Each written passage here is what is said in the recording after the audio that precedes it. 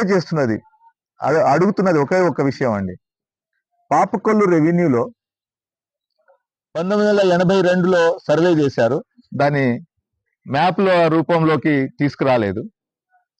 తర్వాత ఎంఎం నాయక్ గారు జాయింట్ కలెక్టర్గా ఉన్నప్పుడు ఎంజాయ్మెంట్ సర్వే చేశారు, దాన్ని కూడా రెవెన్యూ రికార్డులోకి తీసుకురాలేదు.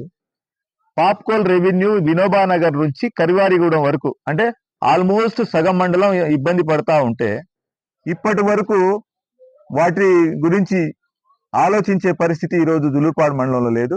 దయచేసి ప్రజలందరూ గమనించాలని చెప్పి నేను కోరుతా ఉన్నాను.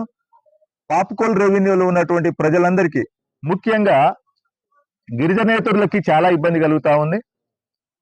ఎందుకంటే 70కి ముందు ఒక సర్వే నెంబర్ ఉంటుంది, 70 తర్వాత 82 తర్వాత ఇంకొక సర్వే నెంబర్ వస్తుంది. మరి 70 ముందు మీరు లేరని చెప్పి రెవెన్యూ వాళ్ళు